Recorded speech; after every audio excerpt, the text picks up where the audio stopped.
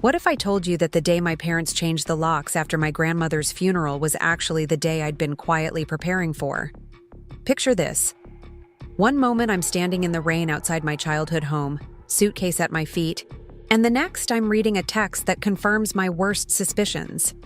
But unlike what you might expect, I didn't break down. I didn't beg. I didn't even knock again. Because while my parents thought they were teaching me a harsh lesson, I'd already learned the most important one from Grandma herself. Before we jump back in, tell us where you're tuning in from.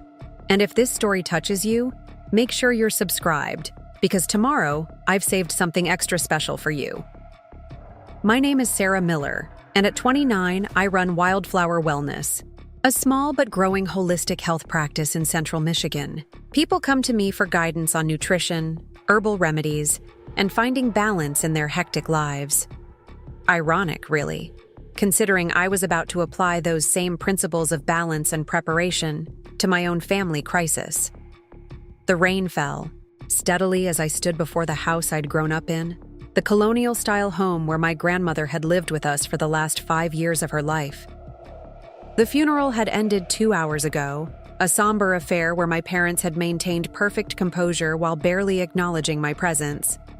As I tried my key in the front door and found it didn't work, my phone buzzed with a message from my father. "We think it's best you find your own place now. Your grandmother's enablement of your alternative lifestyle ends with her passing. We've packed your remaining belongings. They're in the garage. The side door is open until 6 p.m. The key in my hand felt suddenly small and useless. The home I'd visited weekly to care for my grandmother during her illness was now officially closed to me. The rain soaked through my black funeral dress, but I remained strangely calm. Grandma Rose had prepared me for this moment in ways my parents couldn't possibly understand. I slipped the useless key into my purse and walked around to the garage, without hesitation. There, stacked in haphazard boxes, were the remnants of my childhood and early adulthood that I hadn't taken when I moved out 6 years ago.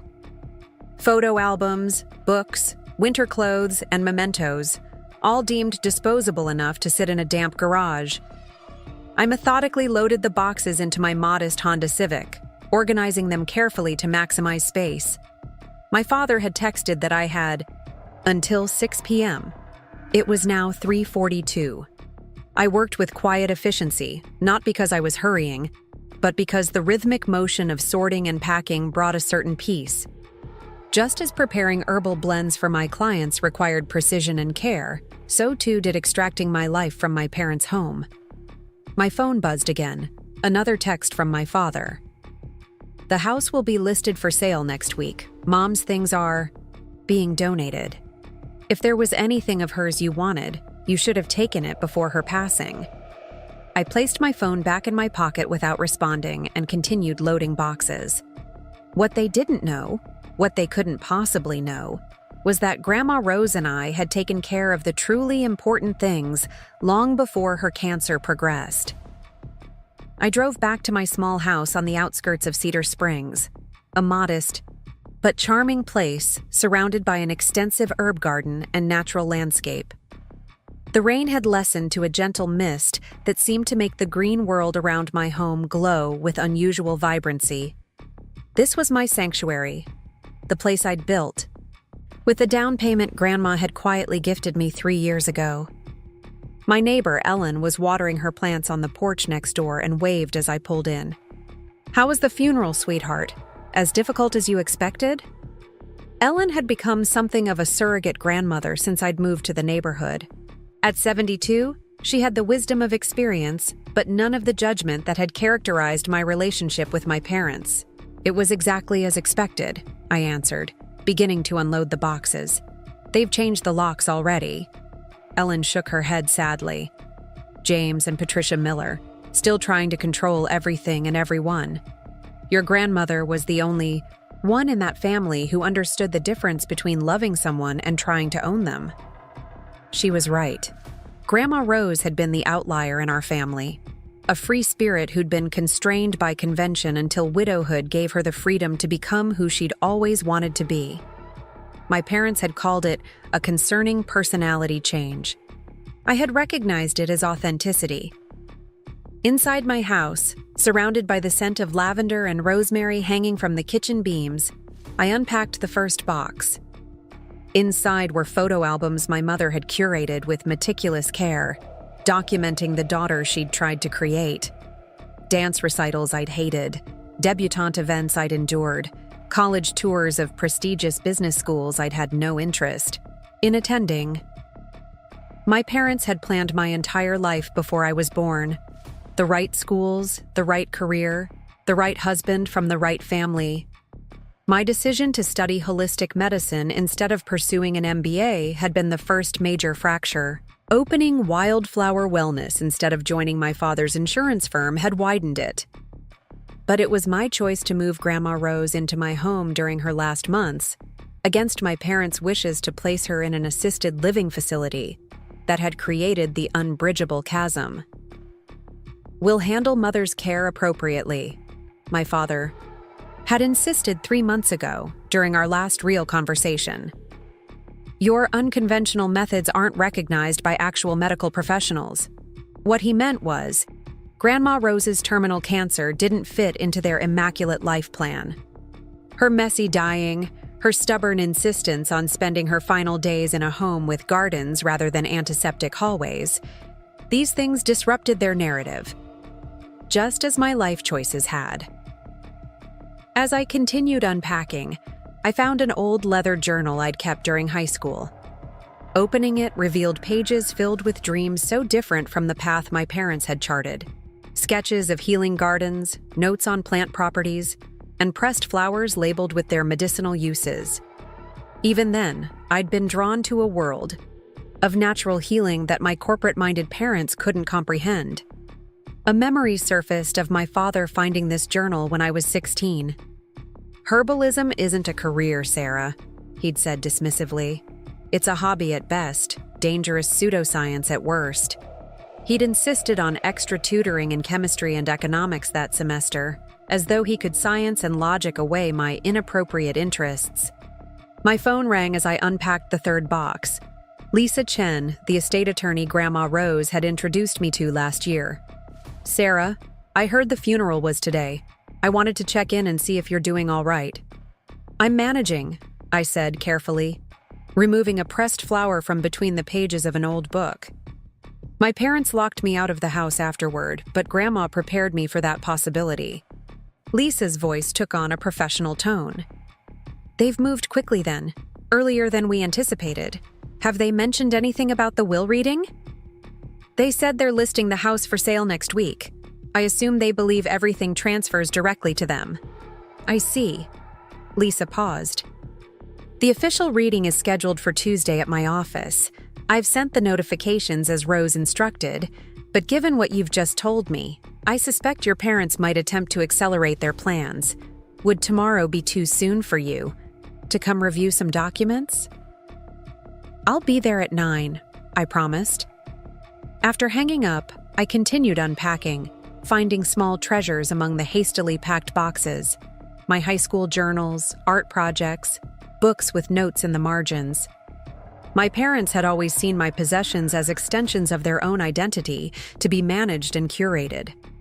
They had never understood that in discarding what they considered my failures, they were actually giving me back pieces of my authentic self. The last box contained something unexpected. My grandmother's recipe box, a weathered wooden container filled with handwritten cards. My mother must have included it by mistake, or perhaps thought it worthless compared to Grandma's fine china and jewelry. I opened it with reverent hands, finding familiar recipes for healing teas, tinctures, and salves. Grandma Rose had been my first teacher in herbal medicine, though she'd had to keep her knowledge hidden during my grandfather's lifetime. These recipes had formed the foundation of my practice at Wildflower Wellness, but beneath the recipe cards was something else. A sealed envelope with my name written in Grandma's distinctive handwriting. Inside was a letter, dated just 3 weeks before her passing. "Dearest Sarah, by the time you read this, I'll be gone.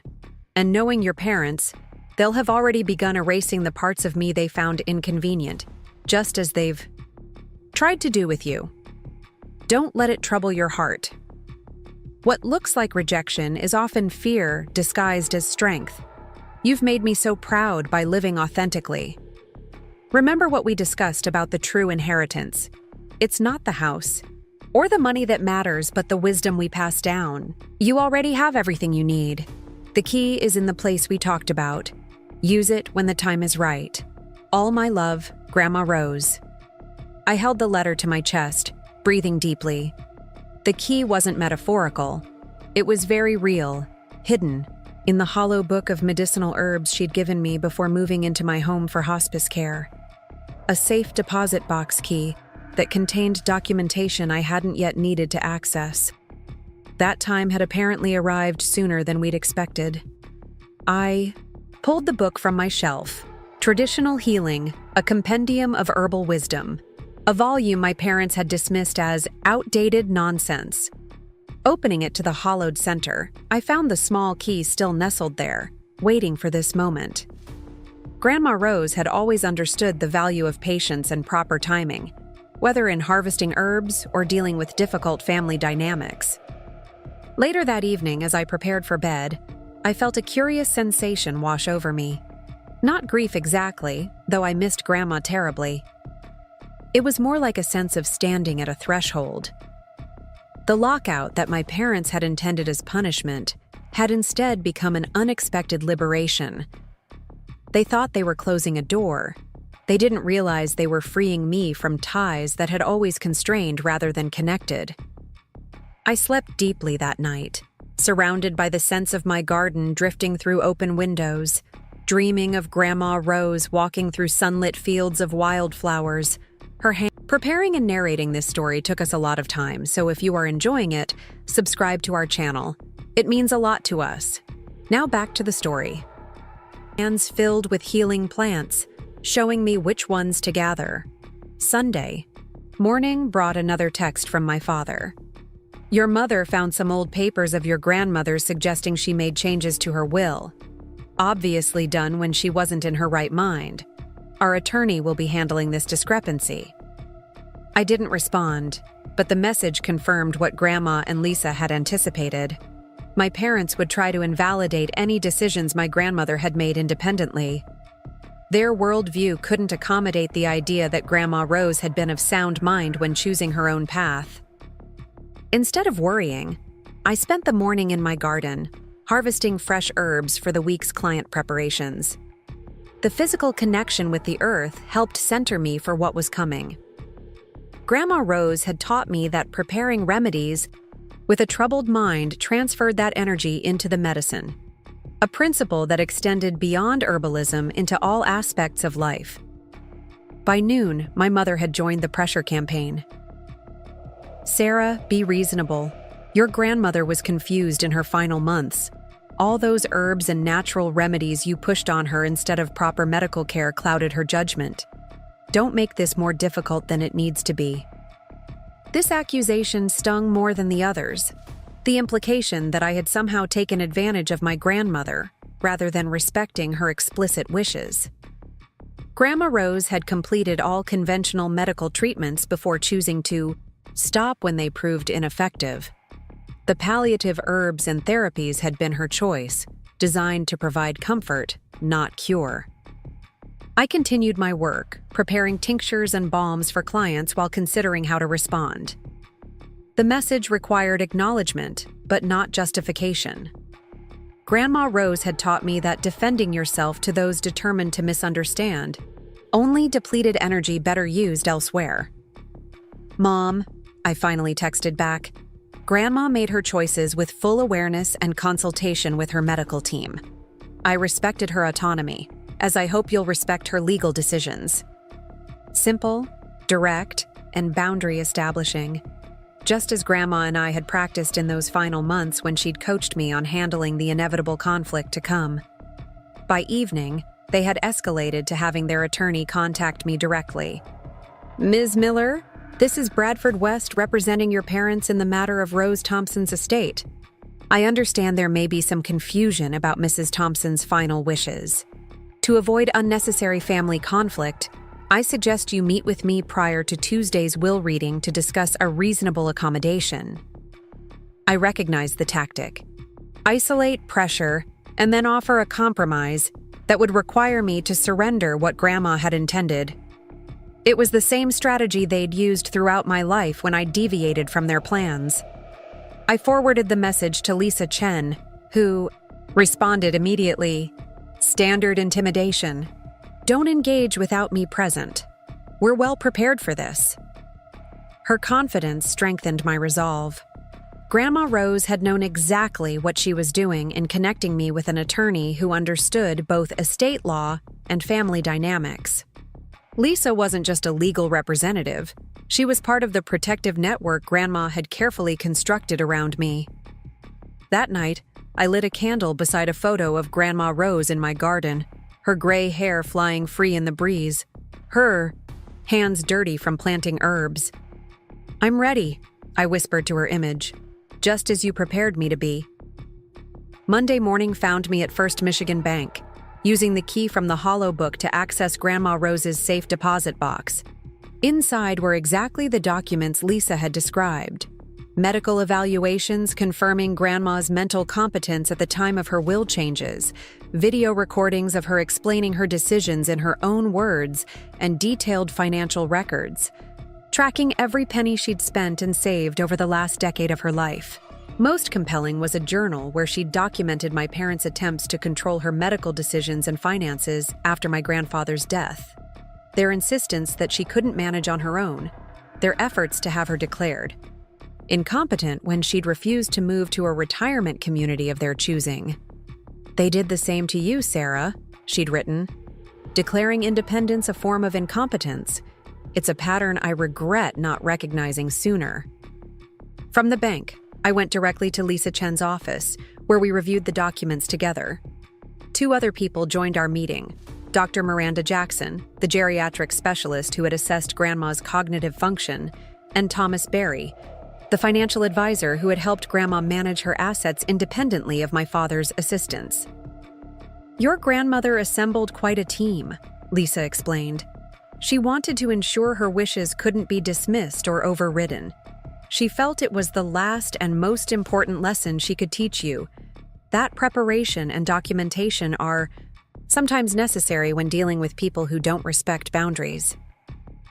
Dr. Jackson smiled gently. "Rose was one of my sharpest patients, right up until the end. She knew exactly what she was doing with her estate planning."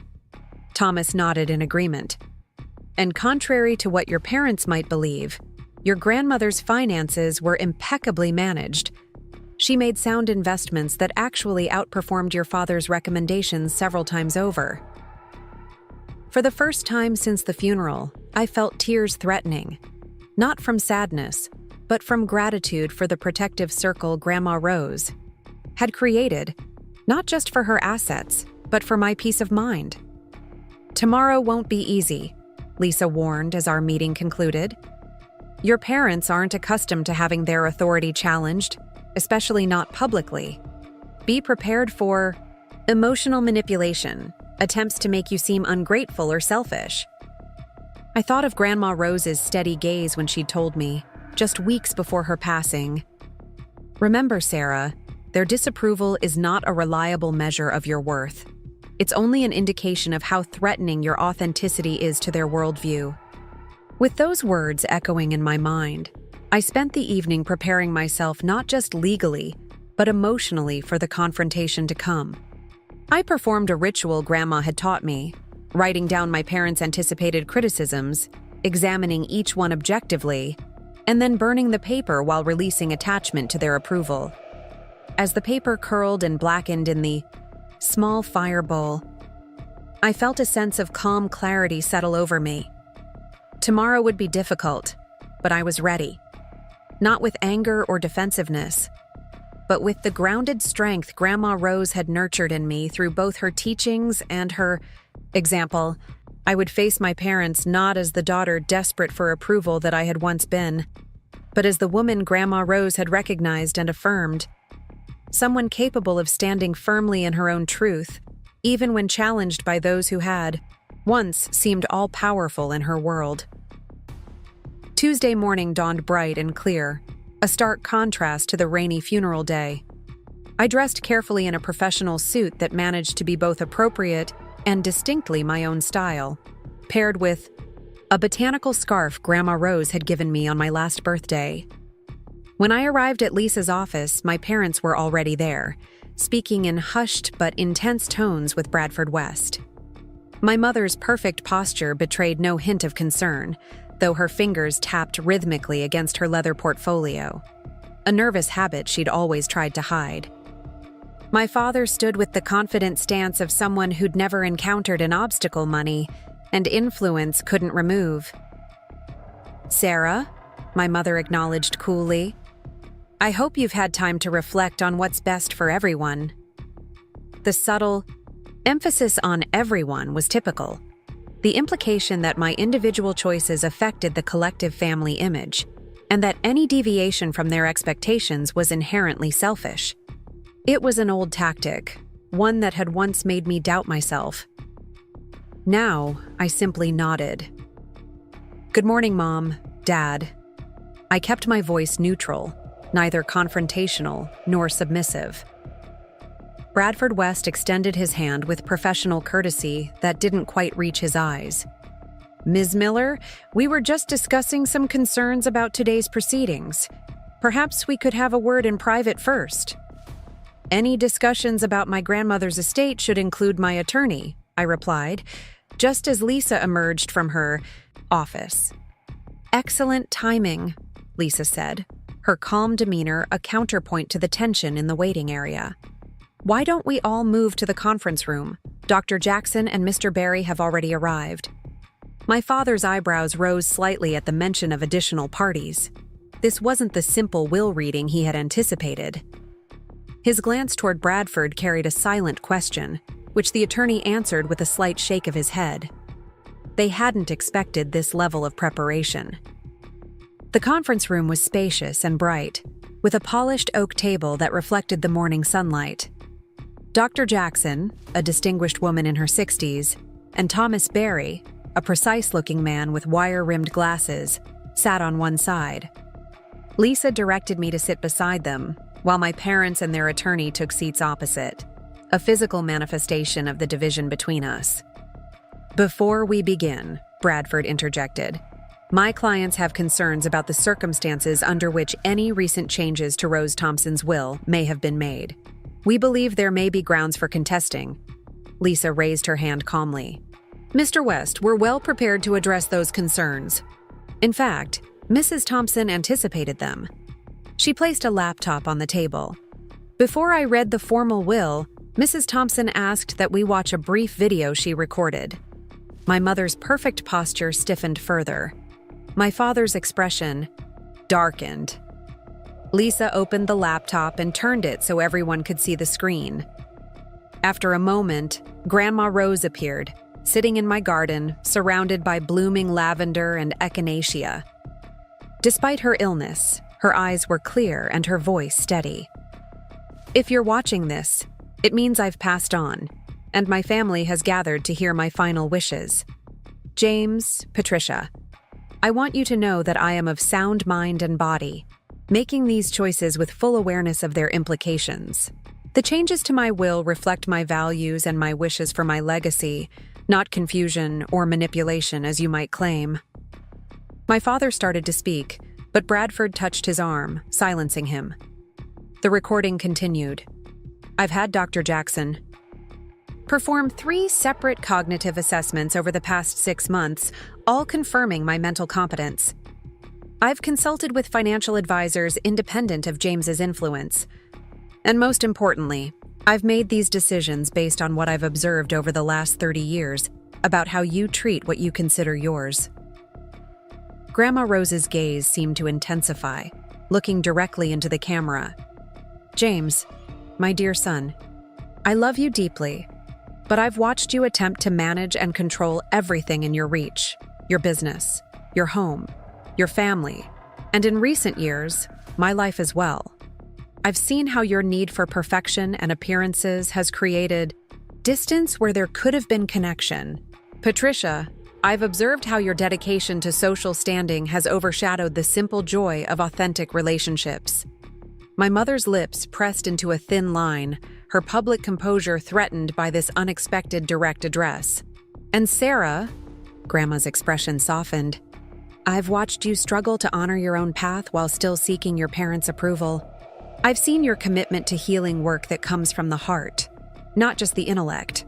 I've witnessed your care for me in my final months, respecting my choices rather than imposing what might have been easier or more conventional. The garden video faded, replaced by footage from inside my parents' home. Grandma Rose documenting my father going through her personal papers while she was supposedly napping. My mother removing artwork and jewelry from Grandma's room to keep it safe. I've also documented, Grandma's voice continued over the footage, multiple instances where my autonomy was not respected, my medical decisions questioned, my financial independence undermined, not out of malice, I believe, but out of a fundamental inability to recognize that love without respect is merely possession. By the time the video ended, my parents' faces had drained of color. The evidence was not just Grandma's word against theirs. It was irrefutable documentation of behavior they'd never expected to be observed, much less recorded. Lisa calmly proceeded with reading the will. The house, my childhood home, was to remain in a trust, converted into a community wellness center with living quarters for me if I chose to expand Wildflower Wellness to a second location. Grandma's substantial investments, built from her own inheritance and prudent management, were divided. Half to fund the wellness center, 1/4 to a scholarship for students pursuing complementary medicine education, and 1/4 in a trust for me. My parents received her personal library of first editions, the only possession they had ever shown genuine appreciation for. This is outrageous, my father finally managed. Mother lived in our home. We cared for her for years. Actually, Lisa corrected gently. According to Mrs. Thompson's detailed records, she paid you market-rate rent for her suite in your home, covered her portion of utilities and staff, and often subsidized household expenses beyond her share. She was a tenant, not a dependent. She slid a folder across the table containing Grandma's meticulous financial logs. Every check, every transfer, every contribution clearly documented. My parents sat in stunned silence. This level of preparation, this attention to detail, it went against their narrative of Grandma Rose as a confused elderly woman who needed their guidance and supervision. "You locked me out," I said quietly, speaking directly to my parents for the first time. "After the funeral of a woman who loved all of us, you changed the locks and put my things in the garage. You thought that would force me back into line, back into dependence." My mother found her voice. "We were doing what was necessary. You filled Mother's head with nonsense during her illness, turned her against us. This whole wellness center idea, it's just another way for you to avoid real responsibility." What Rose recognized, Lisa interjected, was that Sarah has built something authentic and meaningful. The center is designed to extend that work to more people who need it. It's not an avoidance of responsibility, it's an embrace of it. Dr. Jackson spoke up, her voice carrying the authority of her medical expertise. "I conducted thorough cognitive assessments of Mrs. Thompson throughout her illness. Her decision-making capacity remained intact. She expressed clear, consistent wishes regarding her estate planning, and was particularly passionate about creating a legacy that reflected her values." My father turned to Bradford. "We'll contest this. There must be grounds." "I would strongly advise against that course of action," Lisa said, her voice still calm but carrying unmistakable authority. Mrs. Thompson's preparation was extraordinarily thorough. A contest would be lengthy, expensive, and based on my professional assessment, ultimately unsuccessful. It would, however, require public examination of the evidence she compiled regarding your attempts to control her finances and healthcare decisions against her explicit wishes. The implied threat hung in the air. My parents had always valued their public image above all else. A contested will would mean court appearances, testimony about their behavior, and potential coverage in the local press.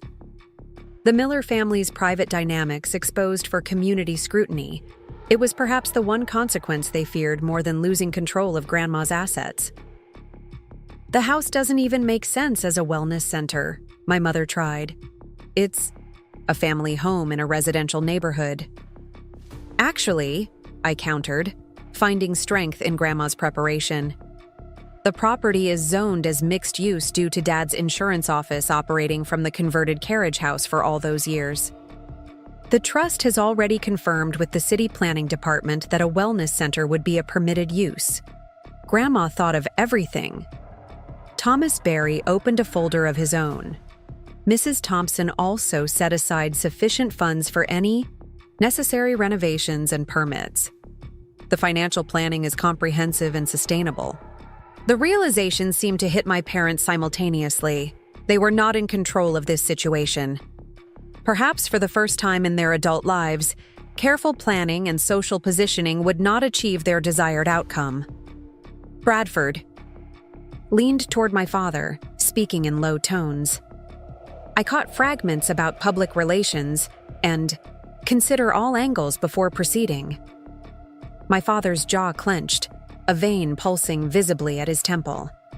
"Sarah," my father said, his voice softer, now attempting a new strategy. "Surely we can come to some family arrangement. Your grandmother wouldn't have wanted conflict between us." "You're right about that," I agreed. She wanted acknowledgement of boundaries and respect for individual choices. The wellness center allows for that. You're welcome to remain involved as advisors to the trust if you choose to accept her vision. It was an olive branch of sorts, not a surrender of Grandma's intentions, but an invitation to participate in them on her terms rather than theirs. Bradford leaned over to whisper something to my father, who nodded reluctantly. "We'll need time to consider our position," he said finally. "Of course," Lisa agreed. "The trust gives you 30 days to decide on your level of involvement before proceeding with the conversion plans." As we prepared to leave, my mother paused beside me. Her perfectly manicured hand hovered uncertainly before settling back at her side without making contact. "I don't understand why she did this. Why she chose your alternative ideas over everything we built." I looked at her directly. "She didn't choose me over you. She chose self-determination over control. She wanted that for all of us." Mother's expression flickered. Confusion, hurt, perhaps even a moment of recognition, before settling back into its familiar mask of composure. "We'll be in touch," she said simply, and followed my father out. In the lobby, Lisa squeezed my shoulder gently. "You did well. Rose would have been proud." "They'll still fight it, won't they?" I asked. "They'll consider it," Lisa acknowledged. "But your grandmother gave them a powerful incentive to accept her wishes, their public image. She knew exactly what leverage would be most effective. Dr. Jackson and Thomas Barry offered their support as well, both promising to remain available if further documentation or testimony became necessary. This team Grandma had assembled, it wasn't just about legal protection. It was about creating a community of witnesses to truth, people who had seen her clarity of purpose and would stand by her decisions. As I drove home from the meeting, the spring sunshine seemed particularly bright, illuminating a world that suddenly felt expanded with possibility. The childhood home that had become a symbol of constraint might soon transform into a center for healing and growth. The inheritance wasn't just financial resources. It was the freedom to create something meaningful without constantly fighting for approval. My phone rang through the car speakers. Ellen, my neighbor, checking in. "How did it go, dear? Was it as difficult as you expected?" "It was. Clarifying," I said, finding that word more accurate than any emotional descriptor. Grandma Rose had everything prepared. The house is going to become a wellness center. Ellen's delighted laugh filled the car, Oh, Rose, what a perfectly beautiful solution. She gets the last word while creating something positive. Are your parents beside themselves? They're processing, I said diplomatically. But the documentation is solid. I think they'll eventually accept it, if only to avoid public scrutiny. Well, you come straight over when you get home. I've made that lavender lemon cake Rose always loved. We'll celebrate her cleverness and your victory. Victory. The word hadn't occurred to me. This didn't feel like winning a battle so much as honoring a vision. Not triumph over my parents, but continuity of Grandma's wisdom and values. When I arrived home, I found a delivery on my porch, a large wooden crate I hadn't been expecting. The shipping label indicated it had come from a storage facility in Grand Rapids. Inside was a collection of Grandma Rose's most treasured possessions: her mortar and pestle collection, botanical reference books, hand-blown glass containers for her tinctures, and a beautiful antique herbalist's cabinet with dozens of tiny drawers for dried plants. A note attached read simply, Phase 1 of Personal Belongings Distribution, as per Rose Thompson's instructions. Remainder to follow approval of trust implementation. Tears filled my eyes as I ran my fingers over the smooth, worn surface of the mortar she'd taught me to use when I was just 7 years old. She hadn't just prepared legally, she'd ensured that her most meaningful possessions would reach me regardless of my parents' decisions about the house. Another layer of her protective planning revealed itself. Ellen found me on the porch, surrounded by these treasures, crying softly. "Oh, sweetheart," she said, sitting beside me. She knew, didn't she? Rose knew exactly how to take care of you, even after she was gone. I nodded, unable to speak for a moment. The most remarkable thing, Ellen continued, helping me carefully move the herbalist's cabinet inside, is that she managed to remain loving while being strategic. That's the real art, protecting yourself and what matters without becoming bitter or vengeful. That evening, as I arranged Grandma's treasures in my home office, I reflected on Ellen's observation. Grandma Rose hadn't acted out of anger or retaliation. Her preparations hadn't been about punishing my parents for their controlling behavior. Instead, she'd created a solution that honored what mattered most to her, while offering my parents a chance to evolve beyond their limitations. The Wellness Center could become a bridge between our different worldviews if they chose to see it that way. It represented an opportunity for healing that extended beyond clients to our family itself. My phone buzzed with a text from my mother. "Your father and I would like to meet tomorrow to discuss some questions about the trust arrangements. Would noon at Fleming's Cafe be acceptable?" The neutral location, the lack of their attorney, the request rather than demand. These small shifts suggested they were at least considering engagement with the reality of the situation rather than simply fighting against it. I texted back, "Noon works. I'll see you there." Progress would likely be slow and uneven. Years of entrenched patterns wouldn't transform overnight. But the fact that they were willing to meet, to discuss rather than simply contest, represented a tiny opening that hadn't existed before. As I placed the last of Grandma's botanical books on my shelf, I found a pressed flower marking a page, a sprig of rosemary. For remembrance, in the language of herbs that Grandma had taught me. Beneath it, she'd penciled a note in the margin. "The true inheritance is wisdom, passed from heart to heart. The most valuable things can never be locked away." Even now, she was teaching me.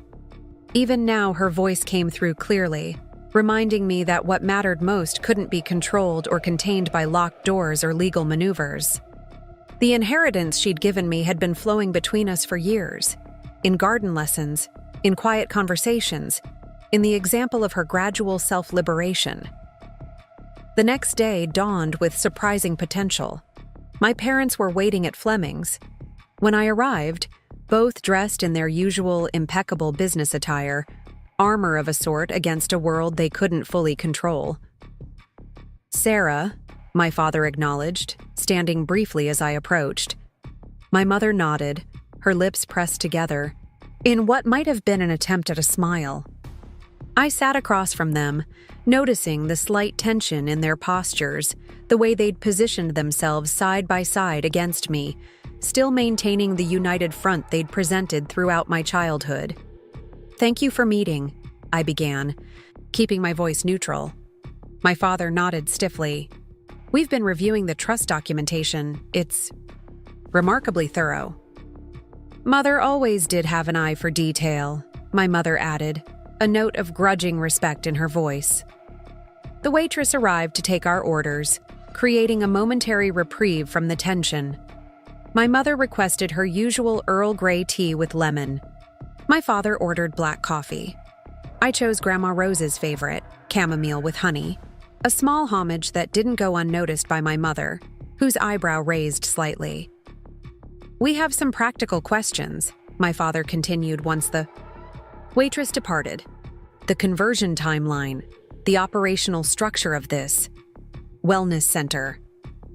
If we're to consider any involvement, we need to understand the parameters." The word "if" hung between us, a small acknowledgement that they were at least contemplating, accepting Grandma's wishes rather than fighting them outright. "I have the project proposal here," I said, placing a folder on the table. "Grandma and I worked on it together during her last months. The timeline is flexible, but the basic vision is clear." My mother opened the folder with manicured fingers, scanning the contents with the sharp attention to detail that had made her a formidable presence on numerous charity boards. My father leaned in, his insurance executive's eye evaluating the financial projections. "This is surprisingly comprehensive," he admitted after several minutes. "Grandma Rose wasn't acting on impulse," I said quietly. "This represents years of observation and months of careful planning. She wanted to create something that honored her values while potentially bringing our family together around a shared purpose, if you choose to see it that way." My mother looked up from the proposal. "And if we contest?" "Then Lisa will present the evidence Grandma gathered," I replied evenly. "The recordings of private papers being searched, belongings being removed without permission, conversations about having her declared incompetent so you could control her medical decisions. All of it documented, all of it dated. It would become a matter of public record." A flush crept up my mother's neck. Not anger this time, but embarrassment. The community standing she'd worked so hard to build would be irreparably damaged if those recordings became public. My father cleared his throat. "And you believe this wellness center is a viable business?" "It's already viable," I said, turning to the financial section of the proposal. "Wildflower Wellness has shown consistent growth for 3 years. The expansion would allow us to serve more clients and offer additional services we currently don't have space for. Grandma's investment portfolio will sustain initial operations until the center achieves self-sufficiency, which projections show should happen within 2 years." My father's expression shifted subtly as he reviewed the numbers. If there was one language he understood, it was financial viability. For perhaps the first time, he was seeing my work not as a rebellious hobby, but as a legitimate business enterprise with growth potential. "And what role do you envision for us, exactly?" my mother asked, her tone still guarded but less dismissive than before. "That depends on what you want," I answered honestly. "The trust allows for your involvement as advisors, particularly on financial and operational matters. Dad's business experience could be valuable for strategic planning. Mom, your connections in the community could help with outreach and events. But it would need to be collaborative, not controlling."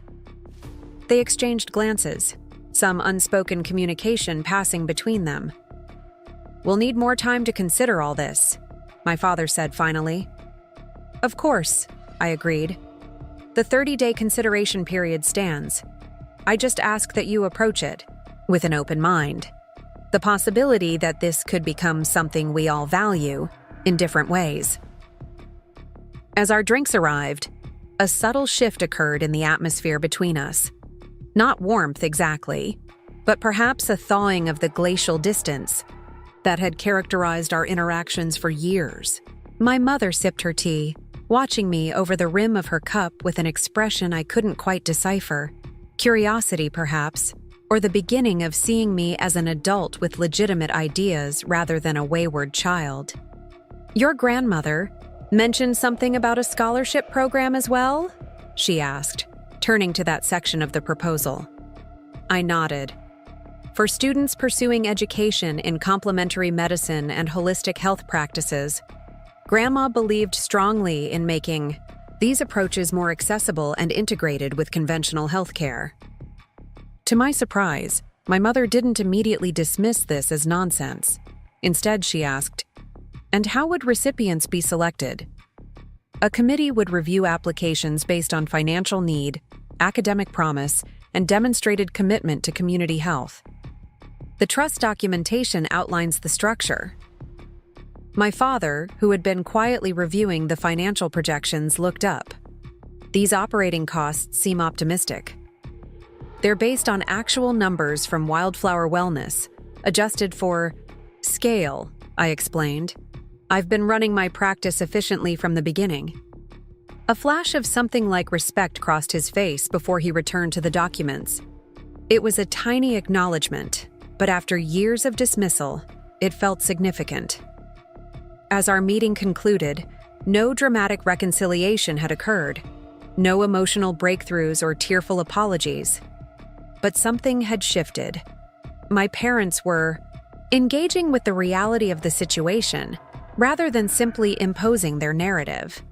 They were asking questions rather than making pronouncements. It was a small beginning, but a beginning nonetheless. "We'll be in touch before the 30 days are up," my father said as we prepared to leave. "There are still many details to discuss." My mother hesitated, then added, "Your grandmother's library. The first editions were to receive. Perhaps you'd like to select a few volumes that were particularly meaningful to you before we collect them." The offer wasn't generosity so much as negotiation, establishing that they accepted this part of their inheritance while signaling willingness to accommodate some of my interests. Still, it represented movement from their initial position of total opposition. "I'd appreciate that," I said simply. "Thank you." Outside the cafe, we parted ways without the awkward attempts at physical affection that had characterized our rare meetings in recent years.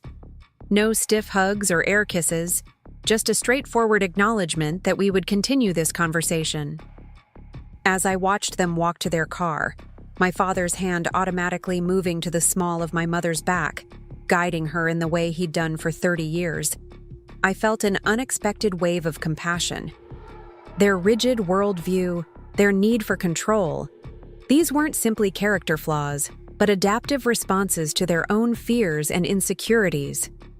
The very traits that had made our relationship so difficult were also what had helped them build a stable, if emotionally constrained, life together. Grandma Rose had understood this complexity. Her preparations hadn't been aimed at punishing them, but at creating circumstances where growth might become possible. The Wellness Center represented not just my future, but a potential path for my parents to expand beyond the limitations they'd accepted as necessary. When I returned home, I found myself drawn to the garden where I'd spent so many hours with Grandma during her final months. The spring plantings were emerging, tender shoots of healing herbs pushing through soil that had seemed dormant but had actually been nurturing new life all along. I knelt among the plants, running my fingers over mint leaves and smelling their bright, awakening scent. Transformation rarely happened in dramatic moments of revelation. More often, it occurred slowly, almost imperceptibly, like these plants gradually stretching toward sunlight, finding their way around obstacles, adapting to conditions while maintaining their essential nature.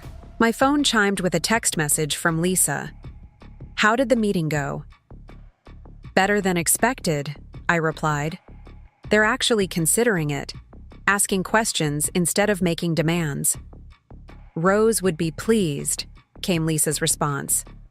She believed in the possibility of growth, even when she had to create the conditions for it herself. That evening, as I prepared tea using Grandma's mortar and pestle to grind dried herbs, I reflected on the extraordinary balance she had achieved. Loving my parents while refusing to enable their controlling behavior, maintaining boundaries without building walls, preparing meticulously for conflict while still leaving room for reconciliation. The true inheritance, I realized, wasn't just the house or the financial resources to expand my practice. It wasn't even the legal protection she'd so carefully constructed. The real gift was the example she'd set of claiming authentic selfhood after decades of constraint, showing that it's never too late to align your external circumstances with your internal values. And perhaps most importantly, she demonstrated how to defend what matters without becoming defensive, how to stand firm without hardening your heart. The Wellness Center would be her living legacy, not just a place of healing for clients, but potentially a space where my family might gradually heal as well. The house that had been a battleground of control and resistance could transform into a meeting point of different but complementary strengths. As I sipped my tea, I made a silent promise to Grandma Rose.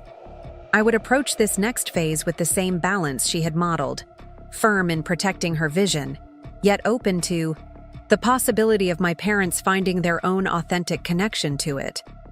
The locks they had changed after her funeral had been meant to shut me out.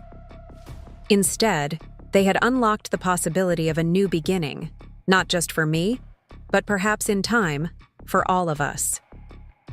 8 months later, the morning sun filtered through stained glass panels we'd installed in what had once been my parents' formal dining room. The light cast jewel-toned patterns across the bamboo flooring where 20 yoga mats were arranged in neat rows. The transformation of my childhood home into Wildflower Wellness Center was nearly complete, though in many ways, the journey had only just begun. I stood in the doorway, watching Julie Carson, our newest yoga instructor, prepare for the morning class. The space that had once hosted stilted family dinners and my mother's carefully orchestrated social gatherings now vibrated with a different energy, open, welcoming, and alive with purpose. "The acoustics in here are amazing," Julie commented, testing the small chime she used to begin and end sessions. "Something about the high ceilings." I nodded, remembering how those same ceilings had once made my voice echo when I'd committed the cardinal sin of speaking too loudly at one of my mother's dinner parties. Now that height created a sense of expansiveness perfect for breathwork and meditation. The contractors preserved all the original architectural details, I explained. Grandma was adamant about honoring the history of the house while adapting it for its new purpose. Julie smiled. She must have been an extraordinary woman. She was, I agreed, my hand unconsciously touching the botanical scarf I still wore most days, a tangible connection to Grandma Rose. The doorbell chimed, and I made my way through what had once been the formal living room, now a bright reception area with comfortable seating and a wall of shelves displaying herbal products, books, and wellness supplies. The Victorian architecture with its intricate woodwork and tall windows provided a striking contrast to the modern, minimalist furnishings we'd chosen, creating a space that felt both timeless and contemporary. Melissa, our receptionist, was already greeting the first clients of the day, 3 women in their 60s who had become regulars at our senior wellness program. They had been friends of my grandmother, though I hadn't known that until they'd started coming to the center. Each Tuesday and Thursday, they arrived for gentle yoga, followed by an herbal tea workshop, gradually sharing stories about Grandma Rose I'd never heard, tales of small rebellions and quiet wisdom long before she'd moved in with my parents. "Good morning, ladies," I greeted them warmly. Julie's just setting up in the East Room. Martha, the most outspoken of the 3, paused to squeeze my hand. "Rose would be so proud, Sarah. This place has become exactly what she envisioned." The simple validation sent a wave of emotion through me. These moments still caught me by surprise. the realization that Grandma's vision had manifested in ways even more meaningful than I'd anticipated. The Wellness Center wasn't just a business or a legacy. It had become a community anchor, connecting people across generations through shared commitment to holistic health. As the morning progressed, the center filled with activity. In the teaching kitchen, once my mother's showpiece that had rarely seen actual cooking, a nutritionist led a workshop on anti-inflammatory foods. The former library hosted a meditation group. Upstairs, private consultations took place in rooms that had once been guest bedrooms, while Grandma's suite had been preserved as a special space for grief counseling and end-of-life planning discussions. Around 11, Dr. Miranda Jackson arrived for her weekly volunteer hours. Since the will reading, she had become not just a professional ally, but a personal mentor, helping me navigate both the business aspects of the center and the ongoing complexities with my parents. "How was the meeting with the community health partnership?" she asked as we walked to what had once been my father's home office, now my own workspace. "Productive," I replied. "They're interested in establishing a referral system with their conventional medical practices. It's exactly the kind of integration Grandma hoped for." Miranda smiled. "Rose always said the future of medicine wouldn't be alternative versus conventional but thoughtful integration of both approaches." We settled into the comfortable chairs by the window, overlooking what had once been a manicured lawn and was now a thriving medicinal herb garden. Community members tended plots alongside our staff herbalist, learning to grow and prepare their own remedies. "And how are things with your parents?" Miranda asked, her tone gentle but direct. I sighed, watching a monarch butterfly land on a patch of echinacea. "Evolving. Slowly." The journey with my parents over these past 8 months had been neither simple nor linear. After the initial shock of the will reading, they had retreated into frigid silence for nearly 6 weeks, communicating only through their attorney about the most essential matters. Bradford West had eventually advised them that contesting the will would be futile given Grandma's extensive documentation, but acceptance had not come easily. The turning point, surprisingly, had been the renovation itself. When contractors began work on the house, my mother had appeared unexpectedly one afternoon, ostensibly to ensure that family heirlooms had been properly removed and stored. "These light fixtures are original to the house," she'd said, looking up at the crystal chandelier in the foyer. "They should be preserved, not replaced with whatever modernist nonsense you're planning." Instead of bristling at her critique, I'd invited her to review the preservation aspects of the design plans. "We're keeping all the original architectural elements," I'd explained. Grandma was very specific about honoring the history of the house while adapting it for its new purpose. That afternoon had stretched into several hours of my mother moving through the half-renovated rooms, pointing out features I'd never known the history of: the hand-carved banister commissioned by my great-grandfather, the hidden compartment in the library shelving, the story behind each stained glass accent window. "I grew up in this house too, you know," she'd said finally, standing in what had been her childhood bedroom. "Before it was your prison, it was my sanctuary." The revelation had shifted something in my understanding of her. The rigid perfectionism, the emphasis on appearances. They weren't simply character flaws, but protective adaptations she'd developed in her own youth. The controlling behavior that had made my childhood so difficult had roots in her own experiences of vulnerability. "Miranda," I said now, returning to her question, "my mother has actually started attending the grief support group. Not the one I facilitate. She's not ready for that level of direct interaction. But the Thursday evening session with Diane." Miranda's eyebrows rose in surprise. "That's significant progress. Is she participating or just observing?" "Diane says she's beginning to share, though she frames everything in third person. Some people might feel, rather than I feel. But it's a start." "And your father?" I smiled ruefully. he's taken a more pragmatic approach. After reviewing the financial projections for the third quarter, he sent a 3-page email with suggestions for tax optimization and investment strategies for the trust funds. Miranda chuckled. Classic deflection through expertise, but it's engagement nonetheless. That's what Grandma would say. She never expected instant transformation, just openings for possibility.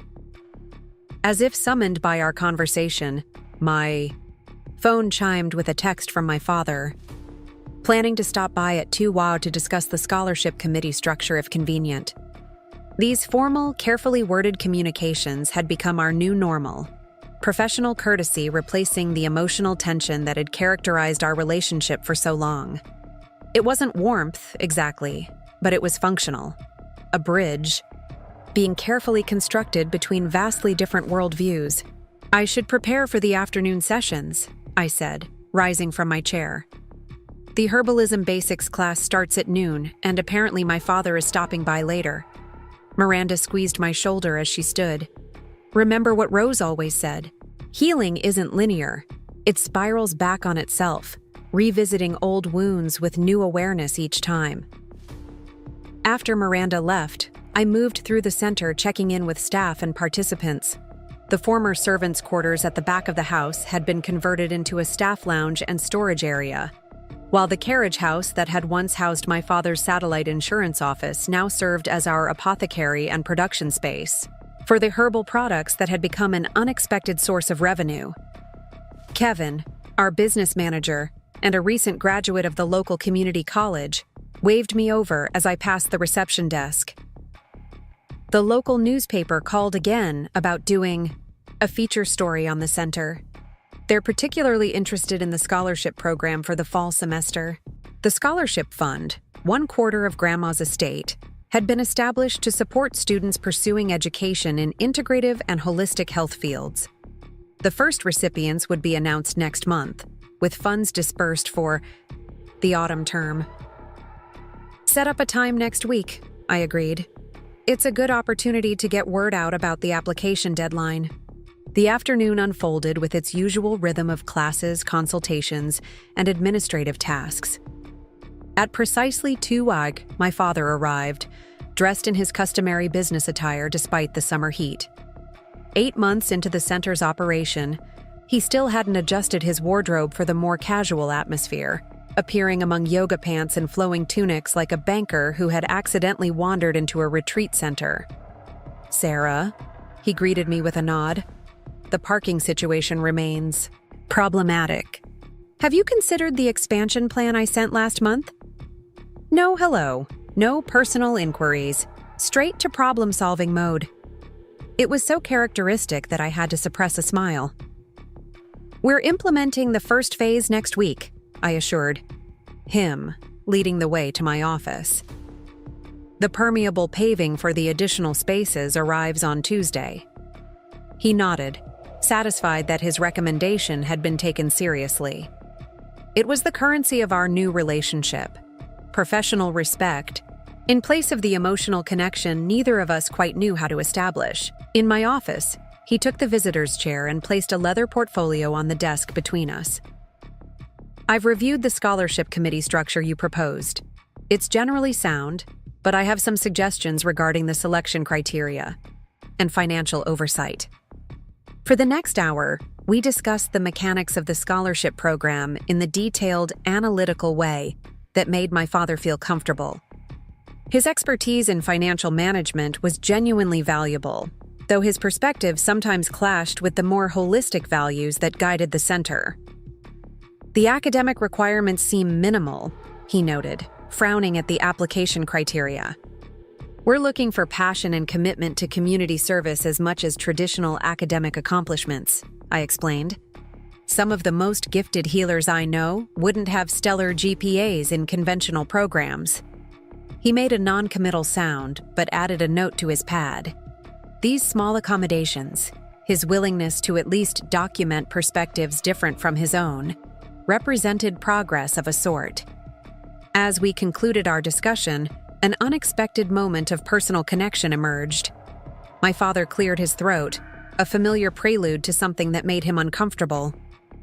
"Your mother mentioned that you're hosting some sort of ceremony this weekend for your grandmother." "A remembrance garden dedication," I confirmed. "Saturday at sunset. We've planted a special section of the garden with all of Grandma's favorite medicinal plants, along with a bench and a small fountain." He nodded, looking down at his perfectly polished shoes. "Would it be appropriate for us to attend?" The question caught me off guard. My parents had avoided all previous events that directly honored Grandma Rose, finding excuses that allowed them to acknowledge the center's work without embracing its emotional foundation. "Of course," I said carefully. "It's a simple ceremony, just a few words, some music, and time for quiet reflection. Everyone is welcome to share memories if they wish, but there's no obligation." He nodded again, still not meeting my eyes. "Your mother has been processing things differently since these group sessions she's been attending. She feels it might be important to participate in this recognition." The formal distancing language couldn't quite hide the significance of this step. My mother, who had spent months arguing that Grandma Rose had been manipulated and confused, was now acknowledging the need to honor her memory in this new context. "I think Grandma would be pleased," I said simply, deciding not to overburden the moment with excessive emotion. My father gathered his papers with methodical precision. "We'll arrive by 6:30 then. Will appropriate attire be, whatever makes you comfortable," I assured him, recognizing his concern about fitting into the center's culture. "Some people will be dressed casually, others more formally. There's no expectation either way." He seemed relieved by the lack of specific dress code, another small insight into how thoroughly appearances still governed his sense of security. As he prepared to leave, he paused at the door, looking back at the office that had once been his domain. The heavy mahogany desk remained, though I'd lightened the space with plants and natural textiles, replacing the intimidating leather chair with something more inviting. "You've done well with this place," he said abruptly. "The financial reports indicate sustainable growth. The community engagement metrics are impressive. Your grandmother's investment is showing appropriate returns." Coming from my father, this assessment represented high praise, acknowledging success in the terms he valued most, even if they weren't the measures I prioritized. "Thank you," I said simply. "That means a lot." After he left, I took a moment to appreciate how far we'd come in 8 months. From the locked doors and garage boxes of the funeral day to this careful professional collaboration. It wasn't the relationship I might have wished for in an ideal world, but it was honest in its limitations and possibilities. I made my way to the garden for a scheduled consultation with a client struggling with chronic pain. The outdoor meeting space, a circular patio surrounded by lavender and lemon balm, had become one of the most popular features of the center, allowing for conversations that felt less clinical and more naturally healing. Maria, a woman in her 50s dealing with fibromyalgia, was already seated on one of the stone benches. She smiled as I approached, her face lighting up despite the pain I knew she experienced daily. "This garden is magical," she said by way of greeting. "I tried that tea blend you suggested last week, the one with white willow bark and meadowsweet. It actually let me sleep through the night for the first time in months." We spent the next hour discussing adjustments to her holistic pain management plan, integrating the recommendations from her rheumatologist with complementary approaches. This integration of conventional and alternative methods had become the center's specialty, not replacing traditional medical care, but enhancing it with evidence-informed natural approaches. As the afternoon faded toward evening, I found myself drawn to the section of garden we would dedicate on Saturday. The landscapers had finished the installation that morning, a beautiful semicircular design featuring all of Grandma Rose's favorite medicinal plants arranged around a simple stone bench. The small copper fountain created a gentle, meditative sound, that blended with the rustling leaves and occasional birdsong. I sat on the bench, running my fingers over the simple plaque that read, Rose Thompson Memorial Garden. Wisdom shared is never lost. The words had come to me during a quiet moment of reflection, capturing what I felt was Grandma's most enduring legacy, not just the physical property or financial resources, but the knowledge and values she had passed down. The sound of the back door opening interrupted my thoughts. I turned to see my mother standing uncertainly on the patio, looking more casual than usual in slacks and a light sweater, rather than her customary formal attire. "Your father mentioned the dedication is this weekend," she said by way of explanation. "I wanted to see it beforehand, prepare myself." I nodded, understanding her need to process the space privately before navigating it in a public gathering. "Would you like a moment alone here?" She hesitated, then shook her head. "Actually, I wondered if you might explain the plants, their significance, if you're not too busy." The request represented a first. My mother actively seeking to understand something about my world, about Grandma's interests that she had previously dismissed as nonsense. The vulnerability in the question was so uncharacteristic that it momentarily left me speechless. "I'd be happy to," I finally managed, gesturing to the space beside me on the bench. For the next half hour, I guided my mother through the garden, explaining each plant's properties and the specific reasons Grandma had valued them. The echinacea that had strengthened her immune system during chemotherapy, the lavender that had eased her anxiety in the hospital, the lemon balm that had lifted her spirits during difficult days. My mother listened with unusual attentiveness, occasionally asking questions that revealed how little she had known about her mother-in-law's interests and beliefs. "She never spoke about any of this when she lived with us," she said, touching a valerian leaf gently. "She tried," I said carefully, "but there wasn't much receptivity. After a while, she saved those conversations for our time together." My mother's face tightened momentarily, then relaxed with what seemed like conscious effort. "I was afraid of it," she admitted, surprising me with her candor. "All this alternative thinking. It seemed to threaten everything we'd established, everything we believed in." The admission hung in the air between us. Not quite an apology, but an acknowledgement of the fear that had driven so much of her resistance. "In the grief group," she continued after a moment, "Diane talks about how fear of change often masquerades as conviction, how we sometimes cling to certainty because the alternatives feel too threatening." She touched a rose petal thoughtfully. "I'm beginning to understand what she means." I remained silent, recognizing the significance of this moment. My mother, articulating insights from therapy, acknowledging the emotional roots of behaviors she had always presented as rational choices. The delicate new growth of self-awareness needed space to strengthen, not immediate response.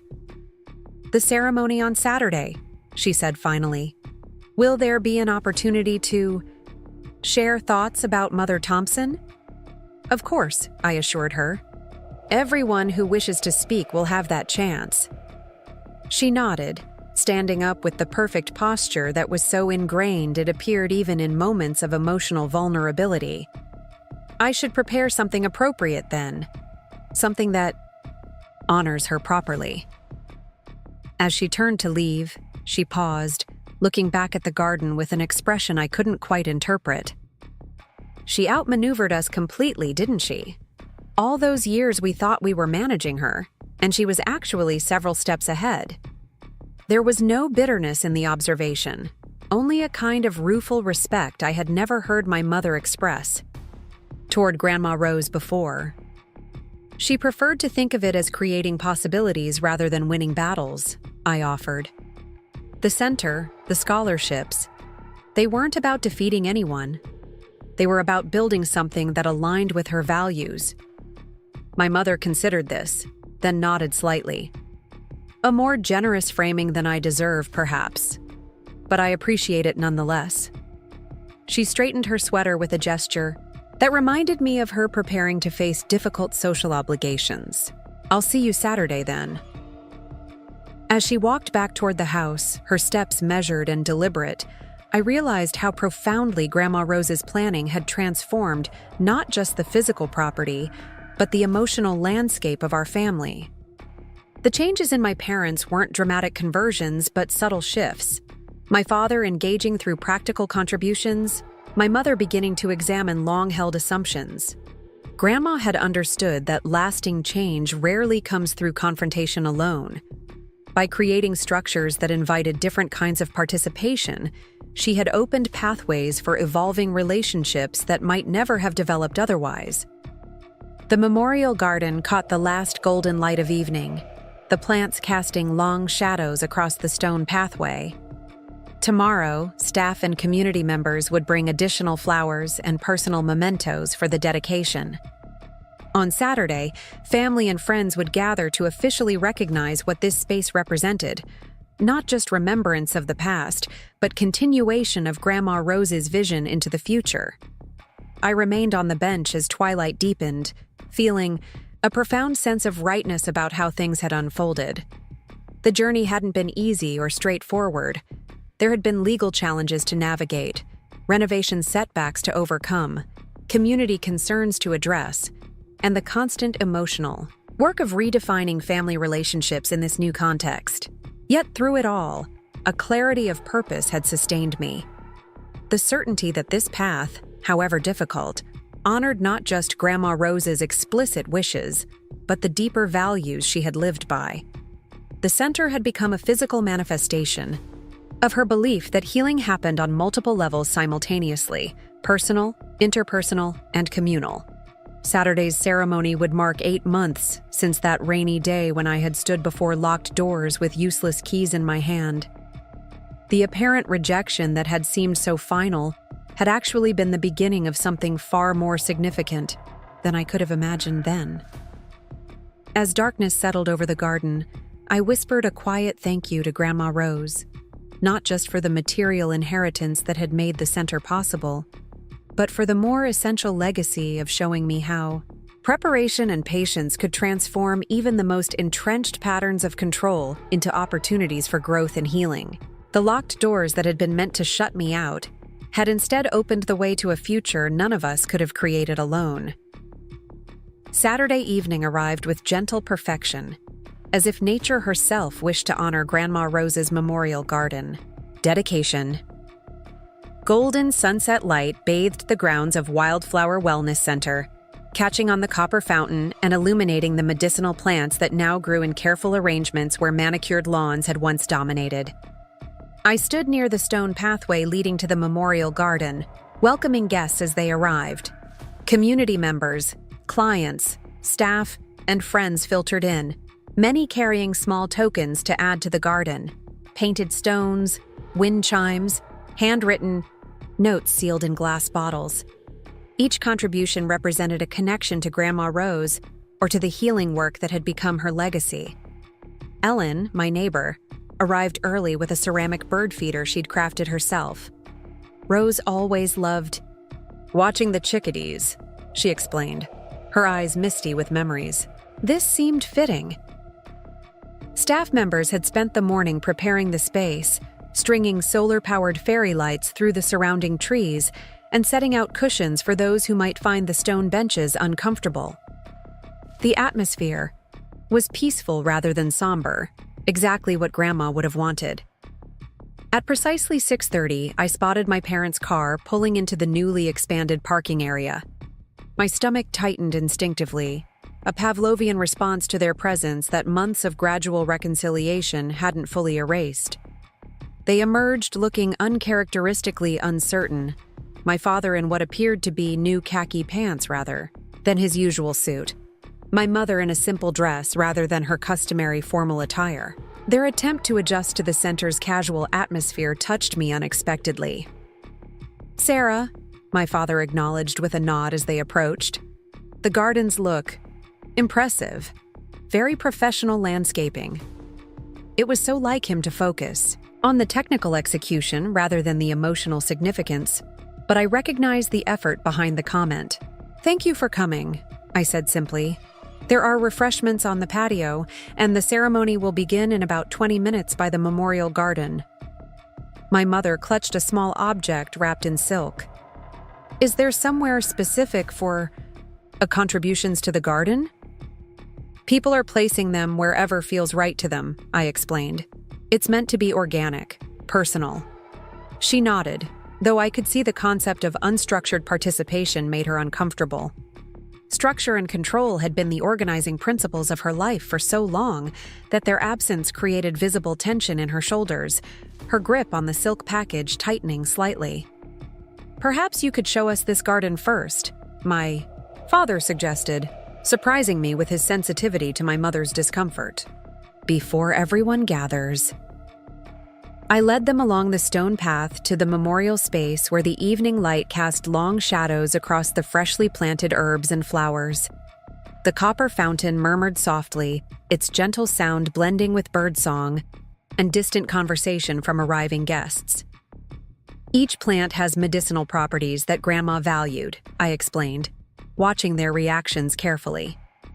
"Echinacea for immune support, lavender for anxiety, valerian for sleep difficulties, chamomile for digestion." My mother's gaze moved slowly across the garden, taking in details with uncharacteristic attentiveness. "It's more beautiful than I expected," she admitted quietly. "Not clinical at all." "Healing doesn't have to be sterile," I responded. That was one of Grandma's core beliefs, that wellness involves beauty, connection to nature, engagement of all the senses. My father cleared his throat. "Your grandmother mentioned these principles occasionally, but I'm afraid I dismissed them as sentimentality." He gestured to the thriving garden. Clearly, there was more substance to her approach than I recognized.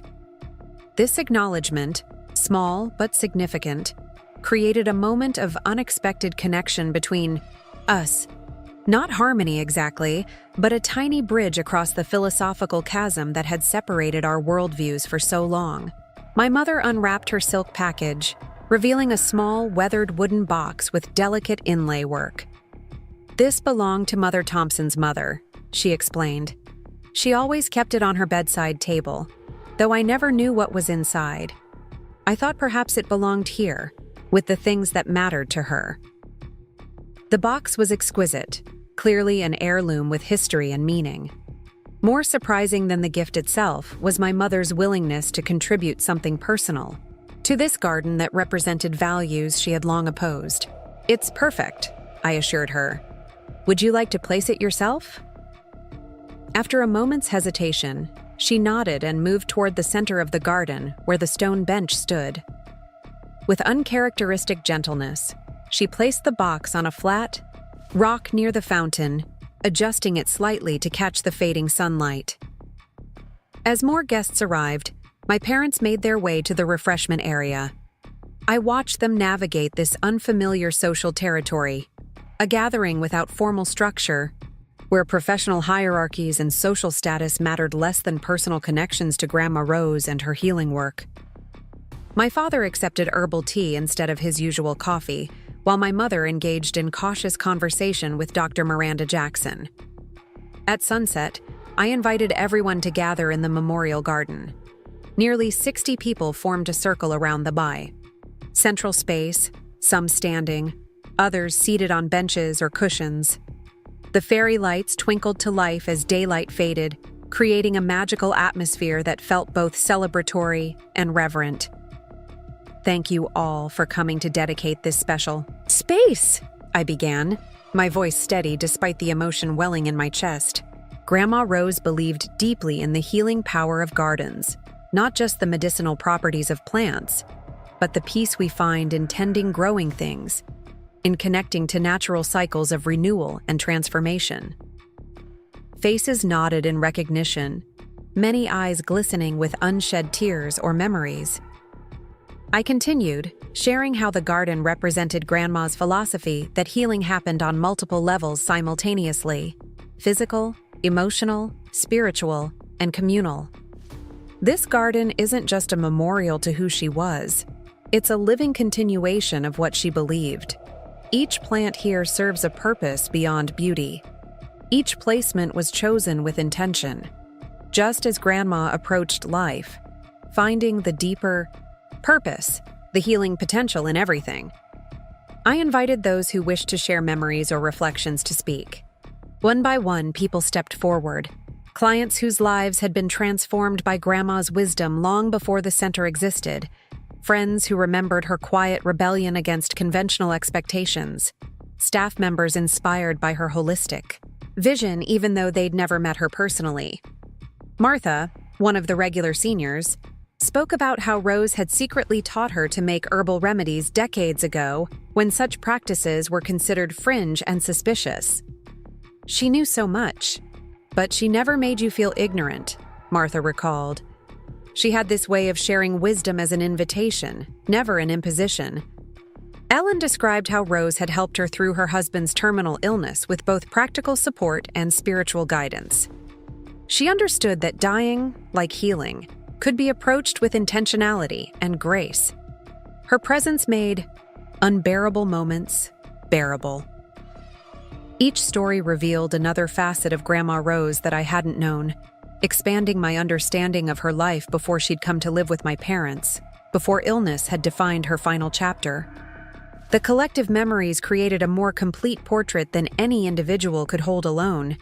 To my surprise, my father stepped forward after several others had spoken. He stood with the formal posture ingrained through decades of professional presentations, but his voice carried unusual vulnerability. My mother and I had a complicated relationship, he began, the understatement drawing knowing smiles from those familiar with our family dynamics. For most of my adult life, I believed success meant control over circumstances, finances, appearances. I tried to apply that same principle to my mother's care when she became ill. He paused, gathering himself. What I failed to understand was that her definition of success was entirely different. For her, it meant authenticity, meaningful connection, and creating something that would outlast her physical presence. My mother watched him with an expression I'd never seen before, a mixture of pride and apprehension, as if witnessing something precious yet fragile emerging. This center, my father continued, gesturing around the garden, represents my mother's vision, not mine. For a long time, I saw that as failure. My failure to guide her decisions, to maintain the family legacy as I understood it. I'm beginning to recognize that perhaps her understanding of legacy was more expansive than mine. The admission hung in the twilight air, more powerful for its simplicity and public nature. My father, who had built his identity on certainty and authority, acknowledging the limitations of his perspective before the very community he had once dismissed as fringe and insignificant. This garden is aptly named, he concluded. My mother's wisdom continues, though not in the form I would have chosen or predicted. I'm grateful that her vision found expression, even if I lacked the imagination to support it when she was with us. As he returned to my mother's side, the garden fell silent except for the gentle splash of the fountain. The honesty of his words had created a moment of collective emotional recognition, the universal experience of realizing too late the value of what had once been taken for granted. To everyone's astonishment, my mother moved forward next. She who had most fiercely resisted Grandma's alternative perspectives, who had fought most determinedly against the wellness center concept, now stood in the heart of the memorial garden, illuminated by fairy lights and the first emerging stars. I placed this box here earlier, she began, indicating the wooden heirloom on the rock near the fountain. It belonged to Rose's mother, my husband's grandmother. For years, I assumed, it was simply a decorative keepsake. Rose never opened it in my presence, never explained its significance. My mother's hands, usually so controlled, trembled slightly as she continued. After the reading of Rose's will, when it became clear that this center would become reality, despite our reservations, I took this box from her belongings. I told myself I was protecting a family heirloom. The confession itself was remarkable. My mother acknowledging an action she had previously denied when I'd asked about missing items from Grandma's room. Recently, in my therapy sessions, she stumbled slightly over the word, as if still uncomfortable acknowledging that she sought such support. I've been encouraged to examine my motivations more honestly. Why I felt compelled to take this particular object, what it represented to me. She approached the box, touching it with unexpected gentleness. Last week I finally opened it. Inside I found this. From her pocket, she withdrew a folded piece of paper and carefully opened it. It's a letter from Rose's mother to Rose, written when Rose was a young woman pursuing interests her own mother didn't understand or approve of. Interests remarkably similar to those that eventually became this center. My mother's voice wavered, then strengthened as she began to read. My dearest Rose, I fear I have not been the mother you needed as you found your own path. My concerns for your security and reputation have overshadowed my appreciation for your courage and vision. While I may not fully understand your choices, I am learning to trust that you understand yourself in ways I cannot. Perhaps wisdom flows in both directions between mothers and daughters, if only we have the humility to recognize it. With love and growing admiration, Mother. The garden remained completely silent as my mother carefully refolded the letter. 3 generations of women in this family have struggled with the same fundamental tension between security and authenticity, between control and trust. Rose resolved that tension more successfully than either her mother or I managed to do. She looked around the garden, meeting the eyes of those gathered with unusual directness. I opposed this center with every resource at my disposal. I believed I was protecting Rose from herself, protecting our family's reputation, protecting traditional values I considered essential. What I was actually protecting was my own fear. Fear that there might be forms of healing and connection that existed outside the narrow parameters I had defined as acceptable. My heart pounded as I watched my mother's public transformation. The woman who had forbidden me from even mentioning herbal remedies at family gatherings was now standing in a medicinal garden, acknowledging the limitations of her own perspective, before the very community she had once shunned. I don't know if I'll ever fully embrace all the practices this center represents, she admitted with characteristic honesty. But I am learning to ask different questions. Not, is this what I would choose? But is this creating genuine healing and connection for others? She returned the letter to the wooden box, closing it with reverence. Rose's mother found the courage to write this letter, though we don't know if she ever fully accepted her daughter's path. I hope to do better, to learn from both my mother-in-law's wisdom and my own mistakes. This garden seems an appropriate place to begin that process. As my mother rejoined my father, I noticed his hand finding hers, a gesture of support I hadn't witnessed between them in years. The vulnerability of her public speech had created an opening for tenderness that their carefully managed appearances usually prevented. The ceremony continued with music, local musicians playing gentle acoustic pieces that filled the garden with harmony. As darkness deepened, candles were lit and placed throughout the garden, their flames steady in the still evening air. I offered closing thoughts, expressing gratitude for the community that had formed around Grandma's vision and for the unexpected ways healing had extended beyond clients to touch our family itself. Grandma Rose believed that healing wasn't just about restoring what was damaged, but about discovering new possibilities that might never have emerged without the catalyst of disruption. The gathering gradually dispersed, people lingering in small conversations, adding their contributions to the garden, taking moments of quiet reflection on the benches. My parents remained longer than I had expected.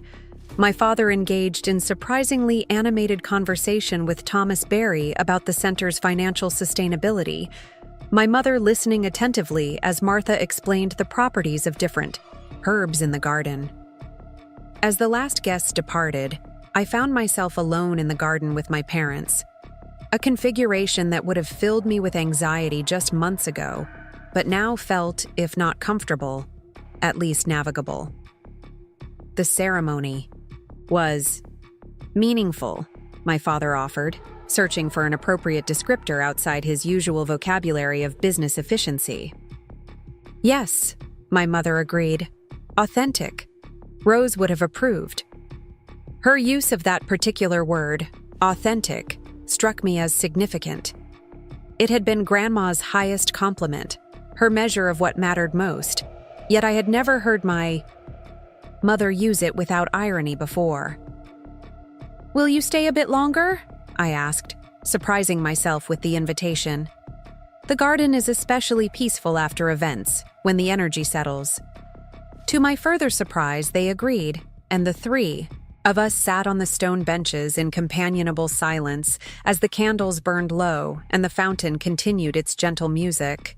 The enormous distance that had separated us at Grandma's funeral hadn't disappeared, but it had transformed into something more navigable, with occasional bridges of understanding spanning the philosophical differences that remained. "I've been thinking about the letter in that box," my mother said finally. 3 generations of women struggling with the same essential conflict. I wonder if Rose kept it as a reminder of her own journey, or as a form of validation when she faced resistance from us.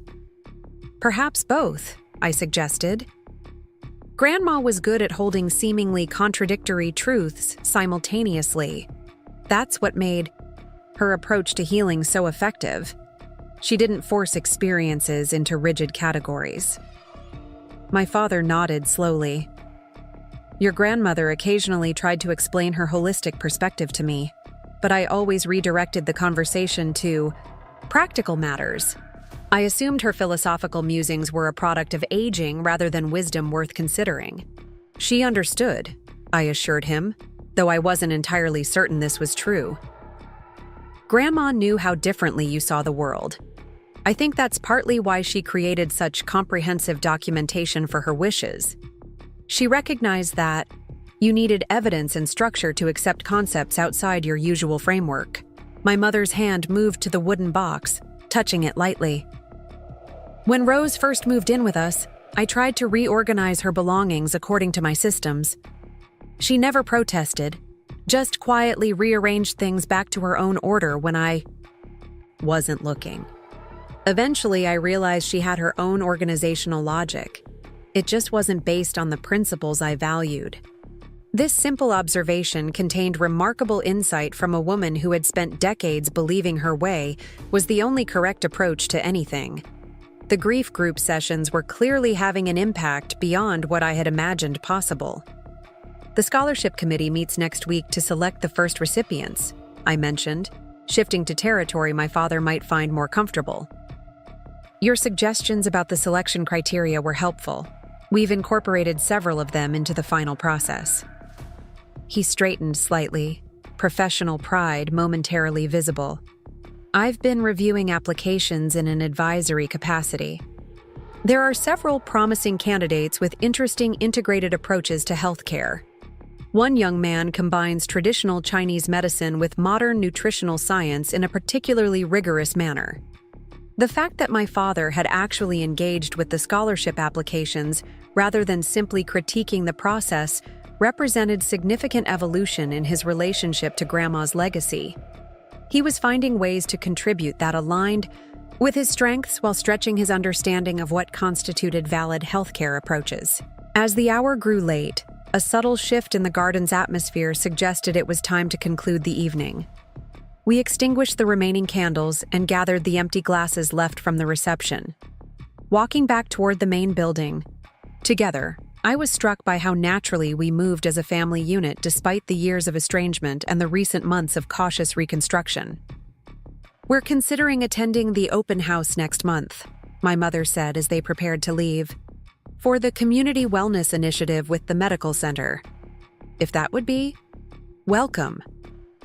"Of course," I assured her, touched by her uncertainty. My confident, sometimes imperious mother rarely questioned her right to attend any event. This new humility represented genuine transformation. Your community connections would be valuable as we build relationships with conventional healthcare providers. My father helped my mother into their car with the attentiveness that had always characterized their public interactions, though now it seemed to carry more genuine tenderness than performance. He turned to me before getting in himself. "Your grandmother would be pleased," he said simply. "Not just with the center, but with how you've implemented her vision. You've been—" He searched for the right word. Steadfast, without becoming rigid. That's a balance I never quite mastered myself. The acknowledgement, both of Grandma's wisdom and my own capabilities, left me momentarily speechless. I had spent so many years seeking my father's approval that receiving it now, in this unexpected context, created a complex emotional response I couldn't immediately process. "Thank you," I managed. "That means a great deal coming from you." As their car disappeared down the driveway, I returned to the garden for a final moment of reflection. The moonlight silvered the plants and illuminated the small tokens guests had contributed throughout the evening: stones, trinkets, written notes, and my mother's wooden box containing a letter that had traveled through 3 generations of women grappling with the same essential questions about authenticity and connection. The journey from that rainy funeral day to this peaceful evening had not followed any path I could have anticipated. The locked doors that had seemed so final, so rejecting, had actually opened the way to possibilities none of us could have created intentionally. Grandma Rose's careful planning had not just secured material resources and legal rights. It had established conditions where healing could extend beyond individual clients to touch the wounded family dynamics that had shaped all our lives. Tomorrow would bring new challenges: the ongoing work of maintaining the center, developing programs, serving clients, and navigating the still evolving relationships with my parents. The scholarship recipients would soon be announced, expanding Grandma's legacy into another generation of healers. Community partnerships would continue growing, creating bridges between different approaches to wellness rather than reinforcing the divisions that had seemed so insurmountable months ago. But tonight, sitting in the garden Grandma had envisioned, surrounded by plants she had taught me to respect and understand, I felt a sense of completion that transcended simple success. The inheritance she had left wasn't just financial resources or physical property. It was a demonstrated path of maintaining principles without sacrificing compassion, of standing firm without becoming brittle, of creating possibilities rather than imposing limitations.